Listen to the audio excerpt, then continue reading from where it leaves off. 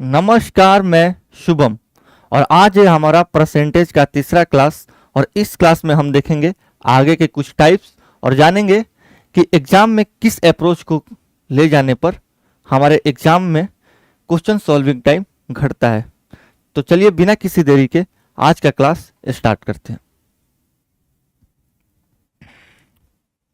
जो हमारा पांचवा टाइप है अनुपात का सिद्धांत यानी कि रेशियो का मेथड। ठीक है, रेशियो मेथड में हम देखेंगे कि प्रीवियस ईयर में एसएससी क्या क्वेश्चन की है और कैसे हम इन क्वेश्चंस को टैकल करते हैं। पहला क्वेश्चन है कि दालों के मूल्य में 45% की बढ़ोतरी हुई है। दालों के बढ़ते हुए मूल्य में कितने प्रतिशत की कमी की जानी चाहिए कि दालों का मूल्य अपरिवर्तित रहे। ठीक है ना, देखो जो 45% रहता होता है इसका फ्रैक्शनल वैल्यू कितना होता है। ठीक है ना, फ्रैक्शनल वैल्यू होता है, एक मिनट, इसका फ्रैक्शनल वैल्यू होता है 9/20। ठीक है, 45/100 कीजिएगा और ऊपर नीचे 5 से घटिएगा तो 9/20 आएगा। ये बोल रहा है कि 45% की बढ़ोतरी हो रही है। ठीक है ना, दालों के मूल्य में 45% की बढ़ोतरी हो रही है, यानी कि दाल का मूल्य 20 से 9 यूनिट बढ़ करके, ठीक है ना, 29 यूनिट हो रहा है। तो बोल रहा है कि कितने प्रतिशत की कमी की जानी चाहिए ताकि दाल का मूल्य अपरिवर्तित रहे। तो हम देख सकते हैं कि देखो 20 से 9 यूनिट बढ़ करके 29 आया, तो 29 को फिर से हमें 20 बनाने के लिए हमें 29 पे 9 यूनिट का रिडक्शन करना पड़ेगा, यानी कि 9 यूनिट घटाना पड़ेगा। तो 9/29 होगा। ठीक है ना, और 9/29 होता कितना है। देखो इन क्वेश्चंस या फिर ऐसे जो कैलकुलेशन होते हैं उनको सॉल्व नहीं किया जाता है। ऐसे क्वेश्चन के लिए हम अप्रोक्सीमेशन का यूज करते हैं। देखो अब अगर मान लो यहीं पे थोड़ा सा कॉमन सेंस लगाओ, 9/27 रहता, ठीक है ना, 9/27 यानी कि 1/3, और इसका परसेंटेज वैल्यू कितना होता है 33.33%। ठीक है, लेकिन यहाँ पे 27 की जगह पे 29 है। ठीक है, इस 100 को भूल जाओ, 27 की जगह पे 29 है, यानी जो भी वैल्यू होगा वो 33.33% से थोड़ा सा कम होगा। और 33.33% से थोड़ा सा कम सिर्फ ऑप्शन सी है जो कि 31% है। बस इतना ही करना है, इसको सॉल्व नहीं करना है कि आप 9 को 100 में मल्टीप्लाई करके 900 कर दिए फिर 900 में 29 से डिवाइड कर रहे हैं। इतना टाइम नहीं रहता है हमारे पास। नेक्स्ट क्वेश्चन पर चलते हैं। यदि किसी वस्तु के मूल्य में 35% की वृद्धि होती है तो एक परिवार के उस वस्तु के खपत में कितने प्रतिशत की कमी करनी चाहिए ताकि उसके व्यय में वृद्धि ना हो। देखो जो एक्सपेंडिचर होता है वो किस चीज पे डिपेंड करता है। जो एक्सपेंडिचर होता है वो डिपेंड करता है प्राइस इनटू कंजम्पशन पे।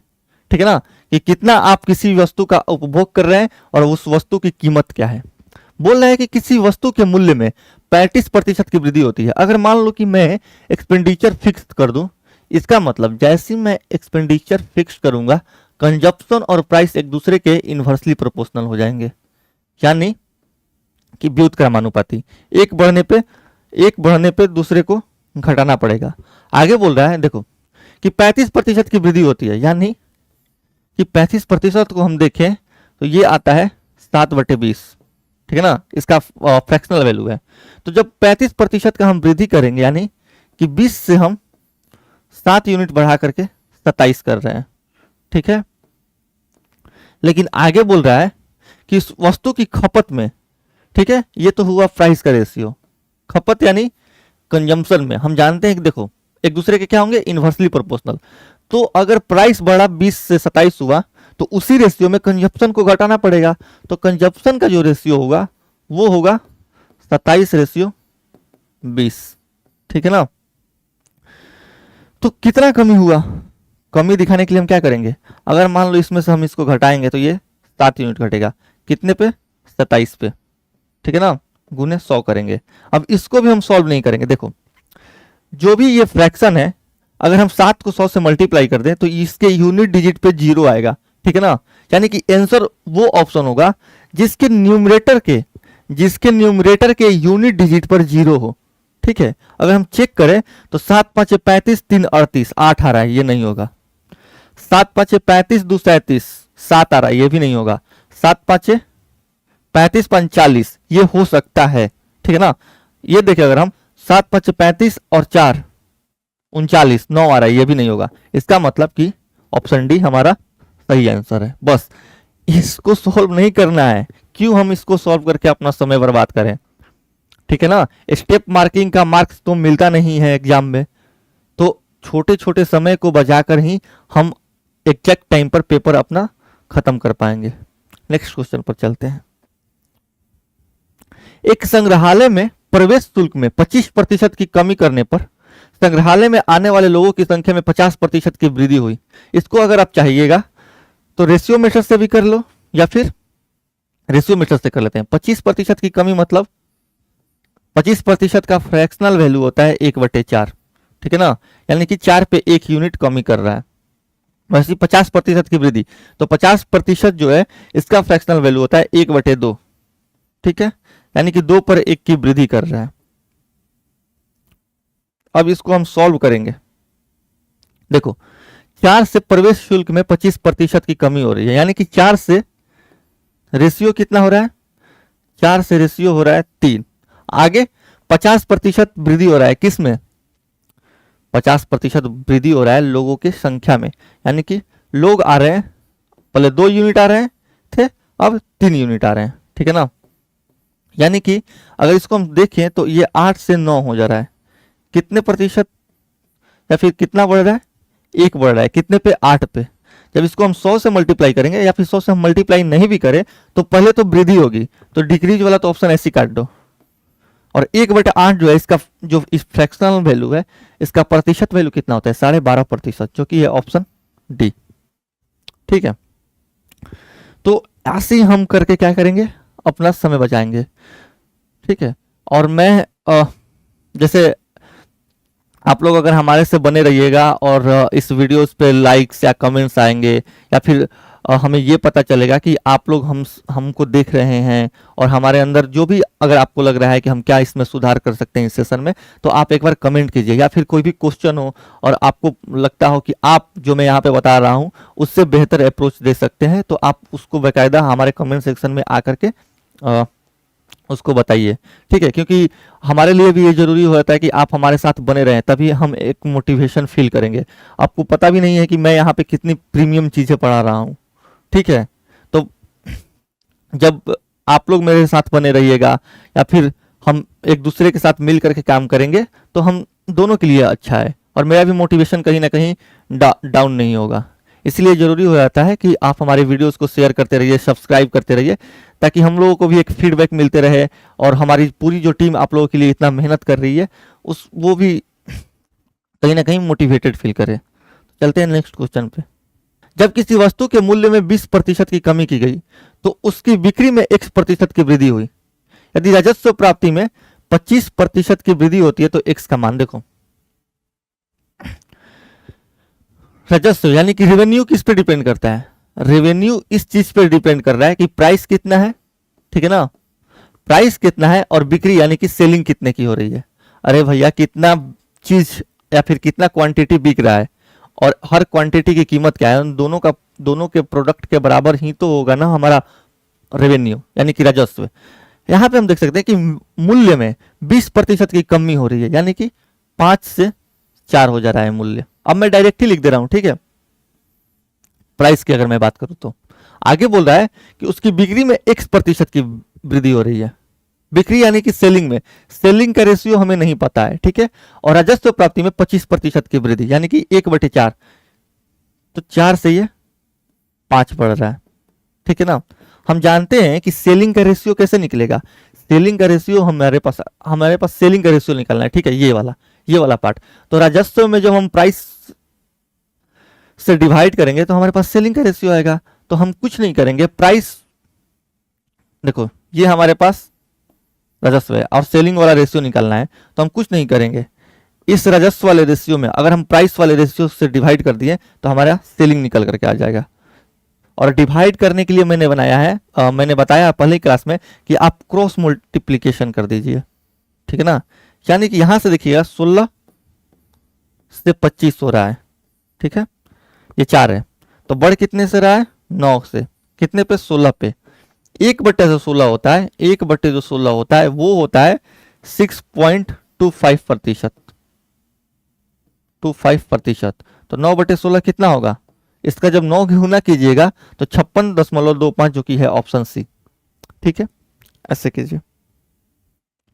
अब ये क्वेश्चन है, ए की आय बी की आय की 80% है और ए का व्यय बी के व्यय का 60% है। यदि ए की आय बी के व्यय के 90% के बराबर है तो ए की बचत बी की बचत से कितने प्रतिशत अधिक है। देखो इस क्वेश्चन का सॉल्यूशन आप कहीं और जाकर के देखिएगा और ये जो हम सॉल्यूशन दे रहे हैं उसको आप देखिए, ठीक है, और फिर आप दोनों सॉल्यूशन को मैच कीजिए, फिर आपको पता चलेगा कि हम जो सॉल्यूशन दे रहे हैं वो कितना अच्छा है, ठीक है।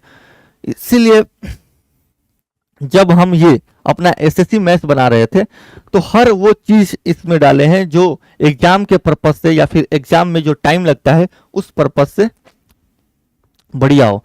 कोई ऐसा ट्रिक नहीं है या फिर कोई ऐसा अप्रोच नहीं है जो हमने इसमें नहीं डाला है। डिजिट सम से लेकर अप्रोक्सीमेशन या फिर एक एक क्वेश्चन के 4-4 अल्टरनेट हमने डाले हैं। हर एक चीज कंटेंट के मामले में ये भरपूर है। तो अगर एसएससी जैसे एग्जाम हो गया तो वैसे एग्जाम के प्रिपरेशन में आपके पास जरूरी होता है कि ऐसी बुक्स रहे, ठीक है, तो और मजा आएगा। अगर मान लीजिए कि बहुत सारे ऐसे बच्चे होते हैं जो बुक्स अफोर्ड नहीं कर सकते तो हम उनके लिए ये लेकर के आ रहे हैं वीडियो सेशन। आप वीडियोस देखिए, वहां से सीखिए, लेकिन आपका सीखना जरूरी है, ठीक है, तभी हमारे अंदर भी एक मोटिवेशन आएगा। अब देखो ए की आय बी की आय का 80% है, ठीक है ना। पहले आप जान लो कि इनकम क्या होता है। इनकम होता है एक्सपेंडिचर प्लस सेविंग, ठीक है। मैं यहाँ पे ए लिख दे रहा हूं, यहाँ पे बी लिख दे रहा हूं। यहाँ पे हो गया इनकम, यहाँ पे हो गया एक्सपेंडिचर और यहाँ पे हो गया सेविंग, ठीक है। ए की आय बी की आय की 80% है और ए का व्यय बी के व्यय का 60% है। यदि ए की आय बी के व्यय का 90% है, देखो ए का आय यहाँ पे भी दे रहा है डाटा और ए का आय यहाँ पे दे रहा है। यहाँ पे दे रहा है कि बी की आय का 80% और यहाँ पे दे रहा है कि बी के व्यय का 90%। तो क्यों ना हम ए का आय कुछ ऐसा माने जो 8 से भी डिविजिबल हो। देखो 80% मतलब 8, 80% का मल्टीप्लाइंग फैक्टर होता है 0.8, वैसे 90% का मल्टीप्लाइंग फैक्टर होता है 0.9, ठीक है। तो 8 और 9 का अगर हम 8 और 9 से डिवाइड कोई संख्या माने तो हमारे लिए कैलकुलेशन इजी हो जाएगा। तो क्यों ना हम 8 और 9 यानी कि 72 मान ले कि ए का इनकम कितना है, 72 यूनिट, ठीक है ना। बस आपका क्वेश्चन बन गया। अब देखो ए की आय बी की आय का 80% है, यानी कि बी के आय का, ठीक है ना, 4/5 है क्या, ए का आय, ठीक है। तो 4 का वैल्यू अगर 72 है, 72 माने 18 गुना, तो बी का आय कितना होगा, 5 का 18 गुना 90, यानी कि ये वाला पार्ट 90 है इनकम। आगे देखो बी के व्यय का 60% है, व्यय छोड़ देते हैं अभी। यदि ए का आय बी के व्यय का, ठीक है ना, 90% के बराबर है, यानी अगर हम यहां से बात करें व्यय के, व्यय पर नजर डालें तो 90% कितना होता है, 9/10, यानी कि 9 का वैल्यू अगर 72 है, ठीक है ना, 9 का वैल्यू अगर 72 है तो 10 का वैल्यू कितना होगा, 80, 10 का वैल्यू होगा 80, यानी कि बी का जो व्यय निकल करके आया 80 आया और 80 का 90% क्या होता है, 72, जो कि दिया है क्वेश्चन में कि ए की आय बी के व्यय का 90% है। अब देखो हम जानते हैं कि सेविंग क्या होता है। सेविंग पर नजर डालें तो इनकम माइनस एक्सपेंडिचर क्या होता है, सेविंग, यानी कि 90 में से अगर 80 घटाइएगा आप तो इसका सेविंग निकल करके आ जाएगा, ठीक है, इसका सेविंग निकल गया। आगे देखते हैं कि बी के व्यय का 60% है। अब व्यय की अगर हम बात करें तो ए का जो व्यय है बी के व्यय के 3/5 है, ठीक है ना, क्या है, 3/5 है। तो अगर 5 यूनिट का वैल्यू ये 80 है, यानी कि 16 गुना, तो 3 यूनिट का वैल्यू 16 तिया 48, यानी कि ये पार्ट जो हो जाएगा 48 हो जाएगा। तो अगर हम ए के सेविंग का बात करें तो 72 माइनस 48 ये आ जाएगा 24। आगे बोला है तो ए की बचत बी की बचत से कितने प्रतिशत अधिक है, 140% अधिक है। यहां से देखिए आप ये कितना अधिक है, +14, कितना पे, 10 पे। जब इसको आप प्रतिशत में चेंज कीजिएगा तो 100 से मल्टीप्लाई कीजिएगा, 100% से, तो ये 10, इसको 10 बार में काटेगा, 14 दहिया 140 होता है, जो कि है ऑप्शन बी। और इसका सोल्यूशन आप कहीं और जाकर के देखिएगा, पॉइंट लगाते रह जाते हैं, टाइम बर्बाद करते रह जाते हैं, और फिर आंसर आता है 3 से 4 मिनट बाद। ठीक है, नेक्स्ट क्वेश्चन पर चलते हैं। ये सारे जो क्वेश्चंस हैं, ये क्वेश्चंस आप लोगों के लिए, आप लोग इस क्वेश्चंस घर पे ट्राई कीजिएगा, जो भी मैं यहाँ पे अप्रोच बता रहा हूँ उसका यूज करके। ठीक है, और आप हमारे चैनल को सब्सक्राइब कीजिए। हमें अगर कोई भी सुझाव है तो वो आप हमें दे सकते हैं, हम उसको जरूर फॉलो करेंगे। और हमारे चैनल को शेयर भी कीजिए ताकि मैक्सिमम बच्चों तक इसका फायदा पहुंच सके। नेक्स्ट क्वेश्चन पे चलें। अब हमारा अगला जो टाइप है, टाइप छठा, यानी कि रिवर्स अप्रोच। रिवर्स अप्रोच के क्वेश्चन हम देख लेते हैं कैसे होता है। एक वॉशिंग मशीन का मूल्य 3 वर्षों में 40,960 रुपए से घटकर 21,970 रुपए हो गया, तो मूल्य ह्रास की वार्षिक दर ज्ञात कीजिए। देखो क्वेश्चन में ही सॉल्व कर लेंगे। अगर हम यहां से एक जीरो काट दे यहां से, तो ये देखो 3 वर्षों में, यानी कि क्यूब रूट लेना पड़ेगा। 4096, यानी इस किसका क्यूब होता है, 16 का। 16 का क्यूब कीजिएगा, आपको 1 से लेकर के 25 तक क्यूब याद होना चाहिए। ठीक है, 1 से लेकर के 25 तक 4096 का अगर क्यूब रूट निकालिएगा यहां से ऐसे करके, 3 साल की बात कर रहा है तो वो आएगा 16। ठीक है ना, क्योंकि 3 साल की बात कर रहा है। और इसका निकालिएगा ये क्यूब रूट, तो ये आएगा 13। ठीक है ना, यानी कि ये 3 यूनिट घट रहा है 16 पे 3 साल में। तो 3 बटे देखो 1/16 हमें अभी देखा कि 6.75 होता है, तो 3/16 6.25 होता है। तो 6.25 का 2 गुना कितना होता है, सॉरी 3 गुना कितना होगा, 18.75। ये क्वेश्चंस मैं ऐसे बता रहा हूं, ऐसे क्वेश्चंस आप बिना पेन उठाए भी कर सकते हैं। ठीक है, नेक्स्ट क्वेश्चन पर चलते हैं। ये रहा 120 आपके लिए, आप घर पे ट्राई कीजिएगा खुद से। सीरीज मेथड का अगर हम क्वेश्चन देखें, ये है हमारे बुक का टाइप 7वां। पिछले वर्ष एक इलेक्ट्रॉनिक बाइक का मूल्य 1,25,000 था। इस वर्ष इसके मूल्य में 30% की कमी आई है। इस वर्ष इलेक्ट्रिक बाइक का मूल्य क्या है, देखो 30% की कमी आई है। तो 30% की कमी आई है तो बेचा कितने में होगा, मान लो यहाँ पे उसका कुछ भी प्राइस हो, ठीक है ना, 70% में बेचा होगा, 70/100 में बेचा होगा। और हम जानते हैं क्या कि 70 जो होता है वो 7 का मल्टीपल होता है। ठीक है ना, यानी आंसर वो ऑप्शन होगा जो 7 का मल्टीपल होगा। 7 का मल्टीपल अगर हम देखें तो ना ये है, ना ये है, ना ये है, ऑप्शन सी सिर्फ 7 का मल्टीपल है। इसको हम सॉल्व नहीं करेंगे। ये रहा आप लोगों के लिए HW, यानी कि होमवर्क। इसको आप घर से करके देखिएगा, इतना ही आएगा। ठीक है, आगे चलते हैं। एक कार को 5 लाख में बेचा जाता है तो कार के मूल्य से 20% कम है। कार का मूल्य क्या था, देखो बोल रहा है कि एक कार को 5 लाख में बेचा जाता है तो कार के मूल्य में 20% कम है। मतलब जो ये 5 लाख जो है ना, वो कार के मूल्य से 20% कम है। तो कार का मूल्य क्या है, देखो यहाँ पे हम क्या सीखेंगे, कैलकुलेशन सीखेंगे। मैं बिना सॉल्व किए भी ये देख सकता हूं कि ये इतना होगा। कैसे, देखिए कैसे, ये 5 लाख में बेच रहा है। ठीक है,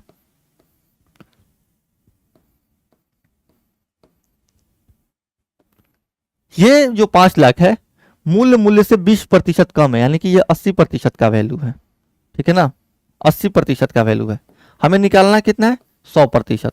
ठीक है, आप यहां से, हम पहले क्लास में इस चीजों पे चर्चा कर चुके हैं कि जो 5 बटे, देखो प्रतिशत से प्रतिशत काट दो।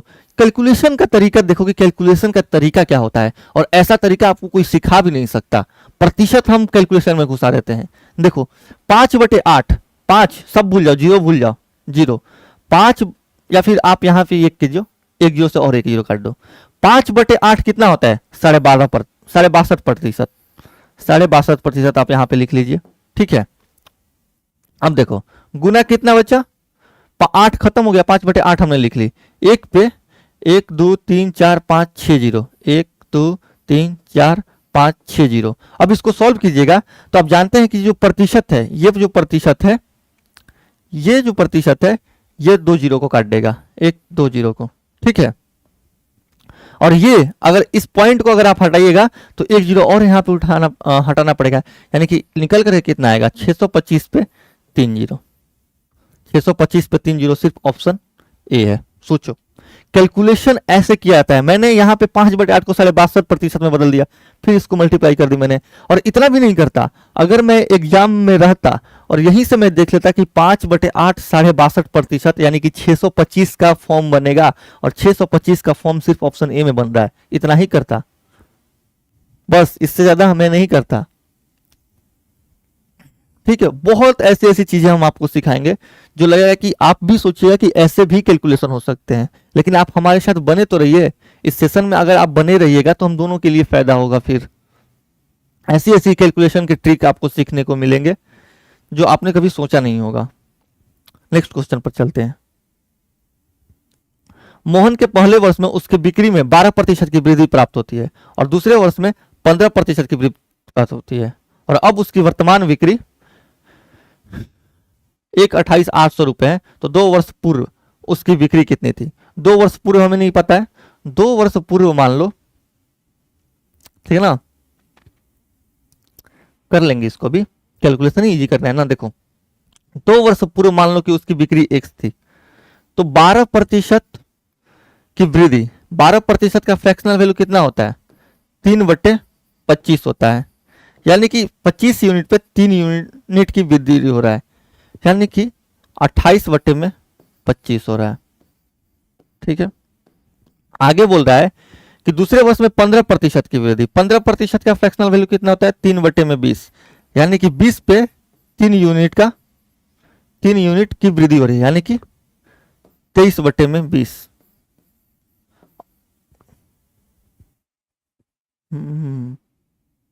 हाँ, और अब उसकी वर्तमान बिक्री कितना है?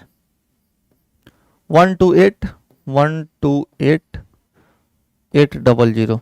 इसको भी हम सॉल्व नहीं करेंगे, इसको हम क्या करेंगे, ठीक है, इसको हम करेंगे डिजिटल सम पे। देखो क्योंकि डिजिटल सम सब में अलग अलग है, 7, 5, 12, 1, 13, इसका अलग है, इसका अलग है, सबका डिजिटल सम अलग है। तो अगर हम डिजिटल सम पे देखें इस क्वेश्चन को, 8 2 10, इसका तो डिजिट सम 1 हुआ गुने 5, ठीक है ना। इसका 5 2 7 गुने 2, ठीक है। और इसका अगर हम देखें तो 8 8 16 2 18, ये तो खत्म हो गया, बचा 1, यानी कि x 5 बटे में 7 2 14, 14 का डिजिट सम 5 और बराबर में 1 हुआ, 5 से भी 5 खत्म हो जाएगा, यानी कि डिजिट सम निकल करके आया 1, और ऑप्शन डी ही में डिजिट सम दिए गए संख्या का 1 है। ये चीज करना होता है। अब सोचो अगर आप ये चीज सीख करके जाते हैं और कोई एस्पायरेंट है आप ही के साथ जो एग्जाम दे रहा है, वो इसको लगा पड़ा है यहाँ पे 25 से काट रहा है, 20 से काट रहा है, फिर इधर ले जाकर के मल्टीप्लाई कर रहा है, डिवाइड कर रहा है, तो उसका कितना टाइम? ये तो मैं सिखा रहा हूँ, ये तो आप मुंह से भी कर लीजिएगा, 8 2 10 1 गुने 5, ऐसे करके आप 3 से 4 सेकंड में इसका आंसर निकाल लीजिएगा, ठीक है। नेक्स्ट क्वेश्चन पर चलते हैं।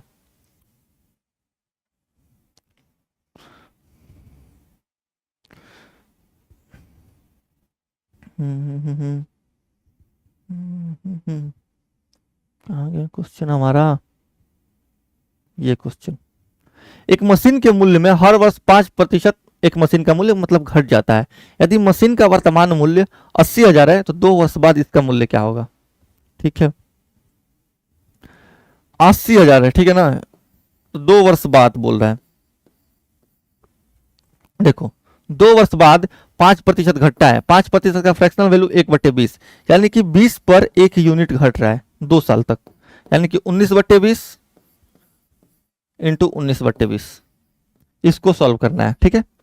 19 आ रहा है, यानी कि जो कि प्राइम नंबर है, जो भी ऑप्शन होगा इसका आंसर उसमें 19 कहीं ना कहीं छिपा होगा, यानी कि आंसर वही ऑप्शन होगा जो 19 का मल्टीपल होगा, और 19 का मल्टीपल सिर्फ 1 मिनट ये ही है, 19 57, हाँ 19 8 152, ऑप्शन ए है, ये भी नहीं है। 19 का ये 722 जो है वो मल्टीपल है, ठीक है, तो ऑप्शन ए इसका क्या होगा, आंसर हो जाएगा। नेक्स्ट क्वेश्चन पर चलते हैं। बस आपको कुछ नहीं करता है। अब आप सोचिए कि कोई आपके साथ एग्जाम देने जा रहा है, ये बेस है, ठीक है, और वो इसको काट रहा है, 0 से 0 कर रहा है, फिर ये 0 से ये 0 कर रहा है, फिर 2 दूनी 4 करके 4 दूनी 8 ऐसे कर रहा है, ठीक है, और फिर वो जा करके इस ऑप्शन पे आ रहा है, और आप डायरेक्ट ही देख लिए यहीं पे बिना पेन लगाए भी देख सकते हैं, 5% यानी कि 20 से 19 हो रहा है। आंसर वो ऑप्शन होगा जो 19 का मल्टीपल होगा, और 19 का मल्टीपल सिर्फ ऑप्शन ए है। कितना आपका कैलकुलेशन या क्वेश्चन सॉल्विंग टाइम तेज हो जाएगा। एक कस्बे की जनसंख्या में प्रति वर्ष 8% की वृद्धि होती है। यदि इसकी वर्तमान जनसंख्या 1,42,560 है तो एक वर्ष पूर्व जनसंख्या कितनी थी, ठीक है ना। कितना हो रहा है, एक कस्बे की जनसंख्या में प्रति वर्ष 8% की वृद्धि हो रही है। 8% को अगर हम देखें तो वो कितना होता है, 2/25, ठीक है, यानी कि एक, मान लो उसका जनसंख्या था तो 8% की वृद्धि हो रही है, ठीक है, तो 2 यूनिट बड़ा होगा, यानी कि 27/25। ये बराबर किसके है, 142560, 142560। अब इसको करना है, ठीक है। अगर हम इसको करें, देखो इसको भी हम नहीं कर सकते। ऑप्शन पे अगर हम नजर डालें तो हमें नजर आता है 132, ठीक है ना। 132 11 का मल्टीपल है, तो 11 का मल्टीपल जैसे ही हम देखें हमारा कान खड़ा हो जाना चाहिए कि कहीं 11 का मल्टीपल ये भी तो नहीं है। अगर मान लो 11 का मल्टीपल ये हो गया, यानी कि इसमें 11 छिपा है, तो अगर हम कुछ भी कर लें इसमें डिवाइड मल्टीप्लाई, तो 11 तो कहीं नीचे आ नहीं रहा है इसमें, तो आंसर वही ऑप्शन हो जाएगा जो 11 का मल्टीपल होगा। और इसको अगर हम चेक करें तो 6 2 8 1 9 और 5 4 9, यानी कि 11 का मल्टीपल है, तो आंसर वही ऑप्शन होगा जो 11 का मल्टीपल होगा, जिस सिर्फ है ऑप्शन सी। इसको सॉल्व नहीं करना है, सॉल्व करना ही नहीं है। क्यों, हम सॉल्व करके स्टेप मार्किंग का क्वेश्चन थोड़ी मिलता है कि हम 8वीं क्लास में जैसे बनाते थे, एक एक लाइन हमारे मैथ्स के टीचर देख करके फिर नंबर देते थे। नहीं, यहाँ पे तो मार्क्स मिलेगा हमें सिर्फ आंसर का, और आंसर हम चाहे जैसे निकालें, 11 का मल्टीपल देख के निकालें, या 0 पे निकालें, या डिजिट सम से निकालें, या यूनिट डिजिट से निकालें, फर्क क्या पड़ता है, हमें तो मतलब है बस 2 मार्क्स से।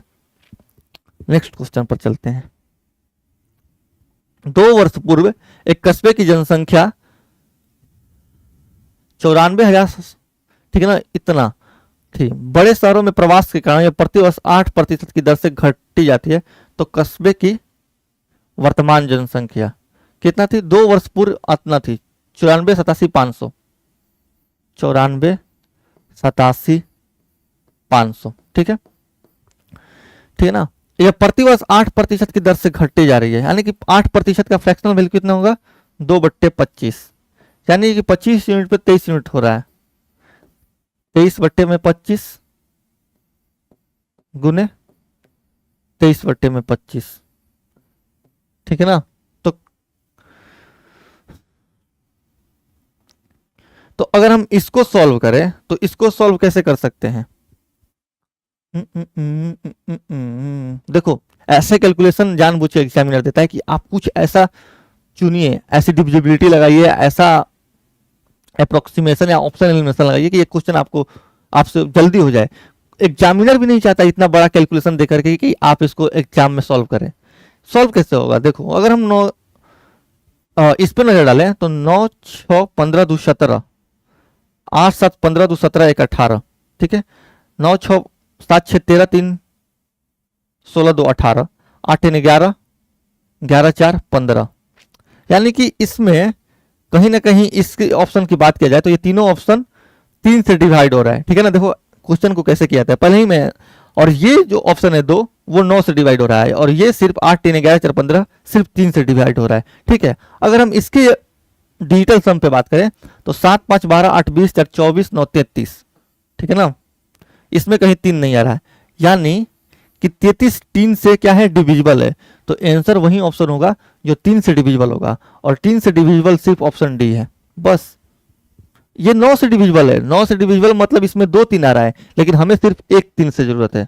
हर वो संख्या जो 9 से डिविजिबल है वो 3 से भी डिविजिबल है, लेकिन ये जरूरी नहीं है कि हर वो संख्या जो 3 से डिविजिबल है वो 9 से भी डिविजिबल हो, ठीक है।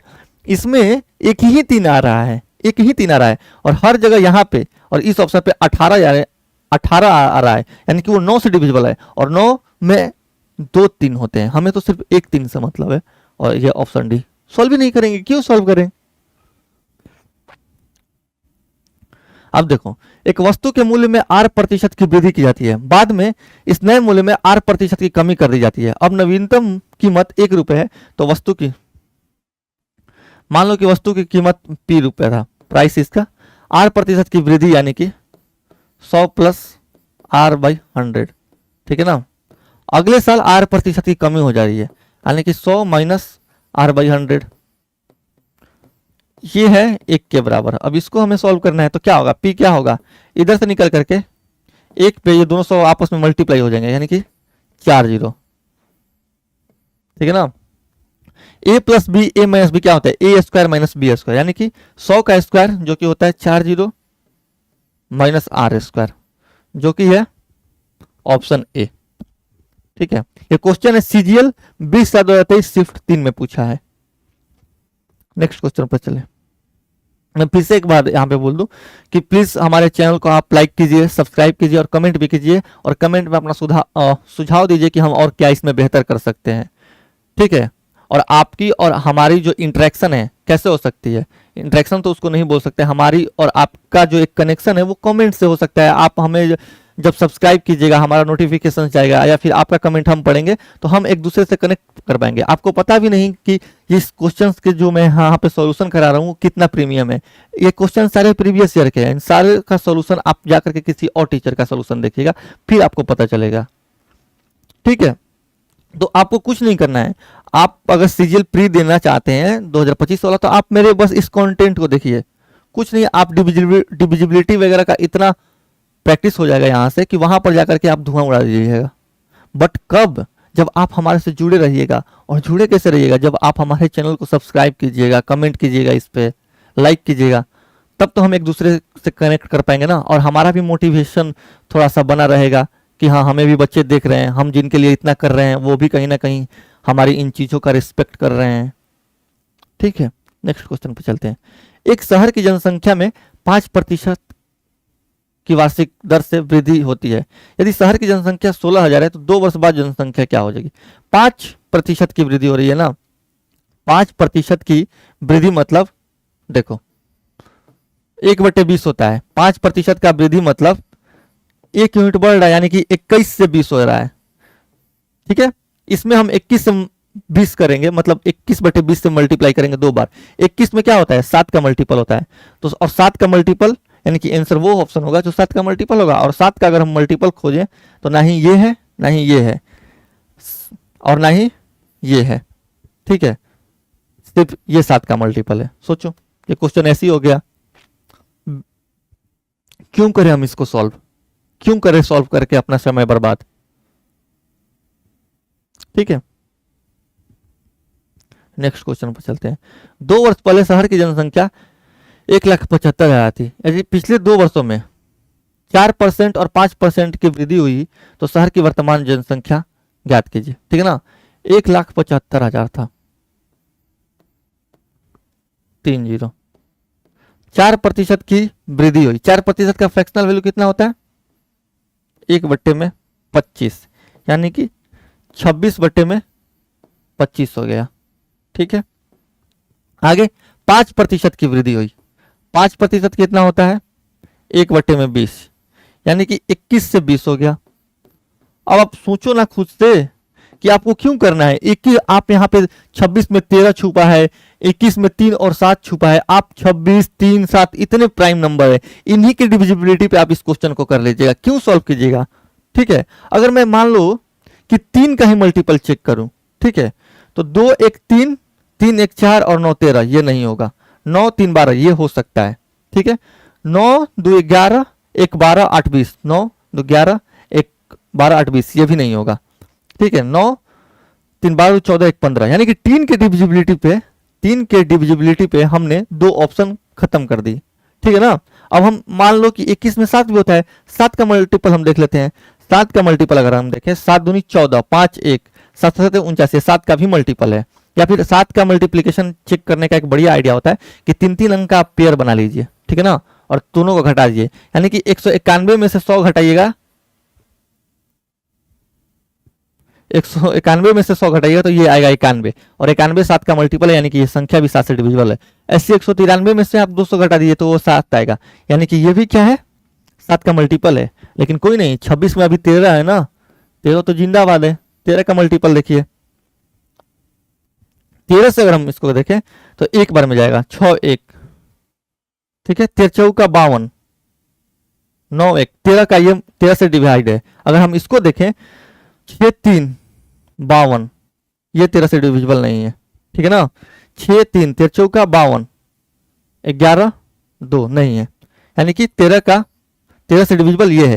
लेकिन ऐसे ना करके 13 की डिविजिबिलिटी का भी यही रूल होता है कि आप 3 का पेयर बनाइए और फिर उसका डिफरेंस लीजिए। देखो ये 91 आ रहा है, यानी कि ये 91 13 का भी मल्टीपल है और ये 7 का मल्टीपल है, लेकिन ये सिर्फ 7 का मल्टीपल है, 13 से कहाँ कट रहा है, यानी कि ऑप्शन सी हो जाएगा। ऐसे डिविजिबिलिटी रूल होता है 13 और 7 का। नेक्स्ट क्वेश्चन पे चलिए। एक संख्या में पहले 28% की कमी की जाती है और फिर 28% की वृद्धि की जाती है। मैंने यही चीज बोला था उस दिन भी कि अगर सेमी प्रतिशत बढ़ाए और सेमी प्रतिशत घटाए तो हमेशा क्या होता है, कमी ही होता है। जो यहाँ पे दिया है कि 784 कम है, ठीक है ना, और कितना कम होता है, 28% का स्क्वायर बाई 100, ये कितना आएगा, 784 होता है, यानी कि 7.84, 100 से अगर आप डिवाइड कीजिएगा तो ये आएगा 7.84%, जो कि है 784 के बराबर, ठीक है ना। जब आप इसको काटिएगा तो ये कितने बार में कटेगा, 1000 बार में, जो कि है ऑप्शन डी। नेक्स्ट क्वेश्चन पर चलिए। एक इलेक्ट्रॉनिक घड़ी का मूल्य पहले 25% कम किया जाता है और फिर 50% बढ़ा दिया जाता है। यदि इलेक्ट्रॉनिक घड़ी का परिणामी मूल्य 7650 है तो इसका मूल्य या तो आप इसका सक्सेसिव लगा लीजिए या फिर आप इसको किस चीज पे कीजिए, रेशियो मेथड पे करिए। रेशियो मेथड पे कर लेते हैं। 25% कम किया जाता है, यानी कि 4 से 3 हो जा रहा है।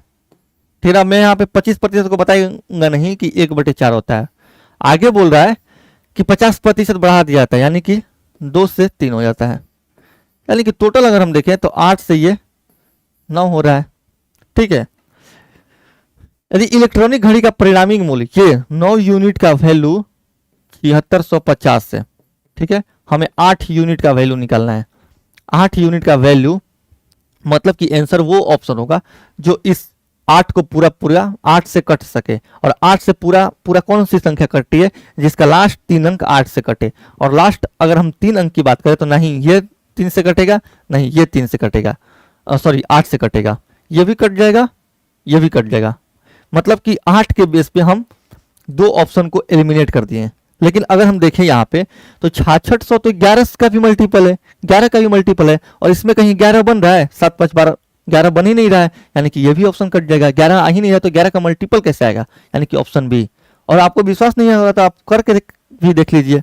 9 8 72, 4 5 9 5 45 0, यानी कि इधर भी 850 से मल्टीप्लाई कीजिएगा तो यही आएगा 8 0 0, 8 45 के 0 हासिल 4, 8 64 4 6800। तो ये हम क्यों करें जब हमारे पास ऑप्शन एलिमिनेशन का इतना बढ़िया मेथड है। तो ये फालतू में करके हम अपना एग्जाम में समय क्यों वेस्ट करें, नहीं करना है ये सब। ठीक है, सुरेश एक दुकान के दैनिक बिक्री के पैटर्न का अध्ययन करता है। उससे पता चलता है कि सोमवार की बिक्री रविवार की बिक्री की तुलना में 10% कम है। ठीक है ना, मान लो यहाँ पे संडे हो गया, यहाँ पे मंडे हो गया। अब बोला है कि सोमवार की बिक्री रविवार की बिक्री की तुलना में 10% कम है, यानी कि सोमवार को अगर 10 यूनिट हुआ था, सॉरी रविवार की बिक्री की तुलना में ना, रविवार यानी कि संडे को 10 यूनिट हुआ था तो इधर 9 यूनिट बिका है। आगे बोल रहा है कि मंगलवार को बिक्री में सोमवार की बिक्री की तुलना में 10% की वृद्धि हुई है। क्या हुई है, 10% की वृद्धि हुई है। अगर हम ट्यूसडे और मंडे की बात करें, मंगलवार को बिक्री में सोमवार की बिक्री की तुलना में 10% की वृद्धि हुई है। यानी कि अगर यहाँ पे 10 यूनिट हुआ है तो 1 यूनिट यहाँ पे बढ़ा है, यानी कि 11। ठीक है ना, अगर हम इनका रेशियो लेते तो हम जानते हैं कि रेशियो कैसे लेते हैं, क्रॉस मल्टीप्लीकेशन करके। ठीक है ना, ये 100, ये 90 और ये 99। ठीक है, अब क्या बोला, यदि मंगलवार की बिक्री, ठीक है ना, 1485 रुपए की थी तो रविवार की बिक्री कितनी थी, यानी कि 99 यूनिट की वैल्यू अगर 1485 है, ठीक है ना, तो 100 यूनिट की वैल्यू कितना होगा। देखो 100 यूनिट का वैल्यू यानी कि लास्ट में 2 जीरो तो आएगा ही, इस 2 जीरो को कोई काट सकता है, कोई नहीं काट सकता है, यानी कि आंसर वो ऑप्शन होगा जिसके अंत में 2 जीरो हो, ना 2 जीरो इसमें है, ना इसमें है, ना इसमें है, ऑप्शन डी सिर्फ। सोचो क्यों करूं मैं कैलकुलेशन, क्यों करूं मैं अपना समय व्यर्थ कैलकुलेशन फालतू में करके, नहीं करना है। अगर आपको सॉल्व भी करना है तो सॉल्व करके आप देख लीजिए। 11 से पहले काटिए, 5 4 9 8 1 9, 11 से कट रहा है, ये 9 बार में जाएगा और ये जाएगा 1 3 8 11 33 और 9 जाएगा ये 135 15 बार में, ठीक है ना। अगर यहां पे आप 15 से मल्टीप्लाई कीजिएगा तो 1500 आएगा। लेकिन क्यों काटाकुटी करना है इतना, जब हमें पता है कि 100 से मल्टीप्लाई कीजिएगा तो लास्ट में 2 जीरो आएगा। हम यहीं से देख लेंगे कि लास्ट में 2 जीरो सिर्फ ऑप्शन डी के है। नेक्स्ट क्वेश्चन पे चलिए।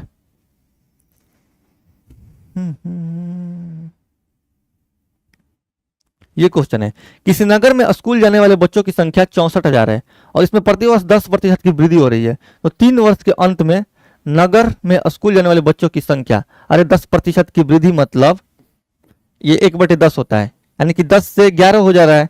आंसर वो ऑप्शन होगा जो 11 का मल्टीपल होगा। 11 का मल्टीपल ना ये है, ना ये है, ना ये है, 11 का मल्टीपल ये होगा। 4 1 5 8 13 और 8 5 13, ऑप्शन बी। मैं इसको सॉल्व नहीं करूंगा, अगर आपको चाहिए कि बेसिक से तो आप इसको घर पे बेसिक से सॉल्व कीजिएगा, यहीं पे आइएगा। रामज्ञा अपने वेतन का 22% घर के किराए पर और शेष का 75% घरेलू व्यय पर खर्च करता है। यदि वो 3705 रुपए की बचत करता है तो उसकी कुल आय, देखो मान लो कि कुल आय नेट इनकम आई था, ठीक है ना, 22% घर के किराए पर खर्च कर दिया तो बचा कितना, 78%, जो कि होता है 78/100, ठीक है।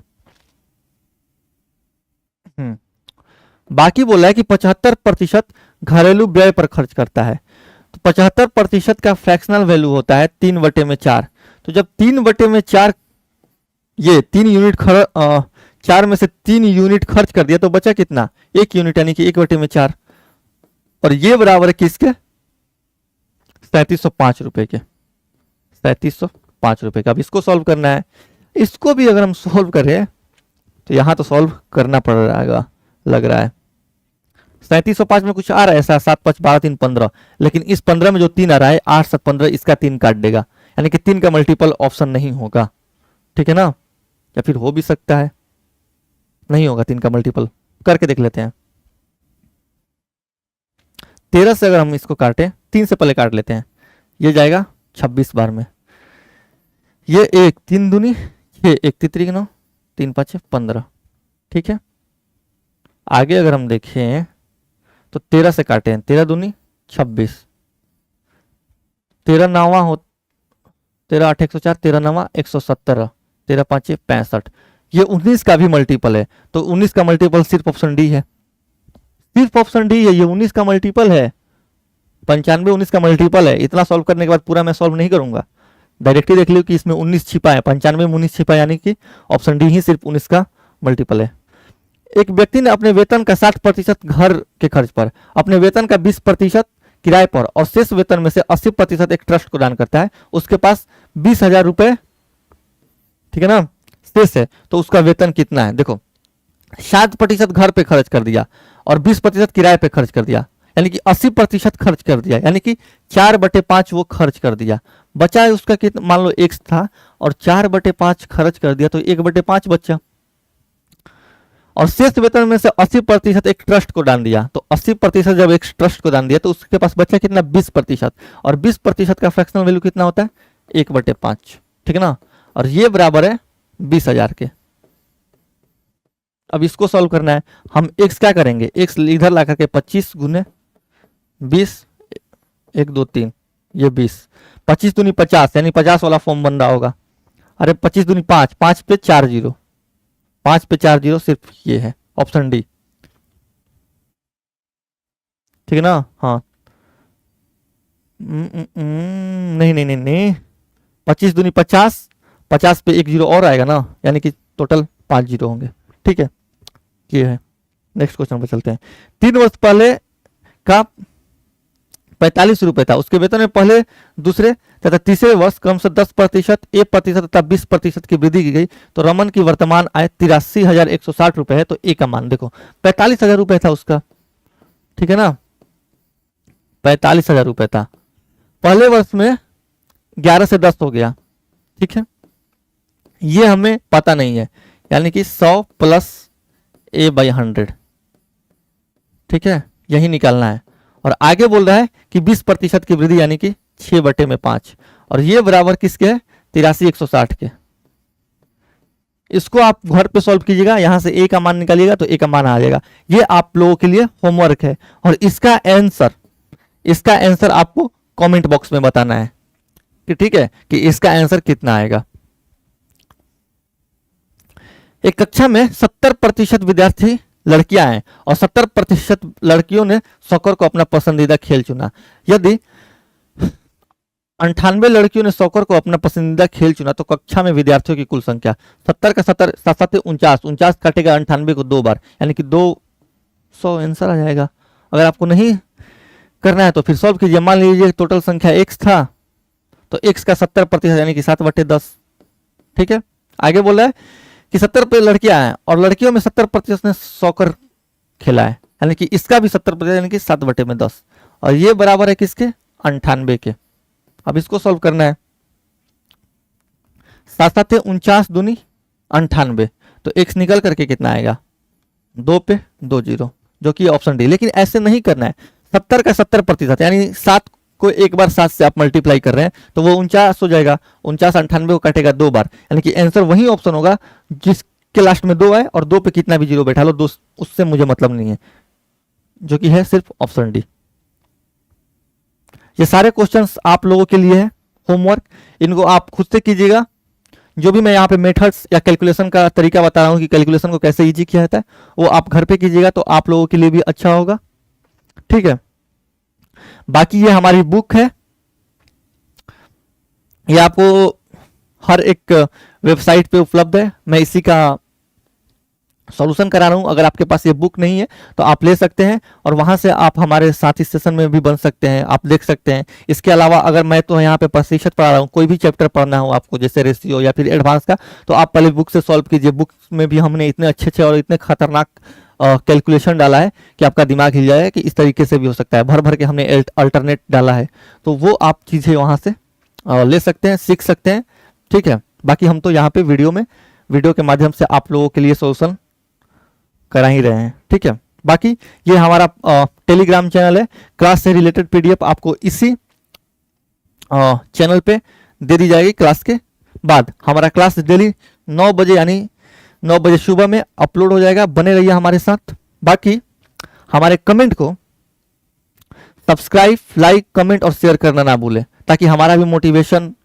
बना रहे और हम भी आप लोगों के लिए और इससे भी आगे कुछ प्लान कर सके, इससे भी अच्छा कुछ आप लोगों के लिए ला सके। क्योंकि आप ही लोगों के कमेंट्स या फिर लाइक्स हो गए, तो देखो जैसे कि आप, अगर मैं अच्छा पढ़ाऊँ या बुरा पढ़ाऊँ, आपसे मेरी इंटरेक्शन तो हो नहीं रही है, आप फीडबैक मुझे मिलेगा नहीं, मुझे पता ही नहीं चलेगा कि मैं कैसा पढ़ा रहा हूँ, या फिर अच्छा भी पढ़ा रहा हूँ तो मैं कितना अच्छा पढ़ा रहा हूँ, बुरा भी पढ़ा रहा हूँ तो कितना बुरा पढ़ा रहा हूँ, या फिर अगर मुझे कुछ ऐड भी करना है तो मुझे कैसे पता चलेगा। आपसे हमारी इंटरेक्शन तो हो नहीं रही है, लेकिन इंटरेक्शन अगर हम चाहें तो हम एक दूसरे से कनेक्ट हो सकते हैं। कैसे? जब हमारे आप चैनल को आप सब्सक्राइब कर लीजिएगा और आप बताइएगा कमेंट्स में आकर के कि आप ये सुधार कर सकते हैं, या फिर इस क्वेश्चन को एक और तरीके से किया जा सकता है। ऐसी बातें होंगी तो हम एक दूसरे से कनेक्टेड भी फील करेंगे।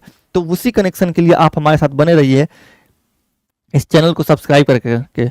और हमारा भी मोटिवेशन थोड़ा, जो भी हमारी पूरी टीम आप लोगों के लिए दिन रात मेहनत कर रही है, उनका भी कहीं ना कहीं मोटिवेशन हाई रहेगा। किस वजह से? ताकि आप जो हम यहाँ पे आप लोगों के लिए ला रहे हैं, उस चीज को आप लोग देख रहे हैं, उस चीज का वैल्यू कर रहे हैं। ठीक है, एक क्वेश्चन में जाते जाते एक और दे दूंगा, ये जीडी का क्वेश्चन है। ठीक है, ये अच्छा क्वेश्चन है कि 144%, ठीक है ना, रूट अंडर 144% का वैल्यू कितना होगा। ठीक है, किस में? परसेंटेज में वैल्यू बताना है। परसेंटेज में वैल्यू कितना होगा, ठीक है, परसेंटेज में वैल्यू कितना होगा, ठीक है। ये जीडी में, ये जीडी एसएससी जीडी 2024 में क्वेश्चन पूछा है, ठीक है। इसको आप, इसका आंसर प्लीज हमारे कमेंट्स में बताएं, हम वहां पे देखेंगे किसका आंसर सही है, ठीक है। तो मिलते हैं नेक्स्ट क्लास में किसी नए टाइप के साथ, तब तक के लिए धन्यवाद।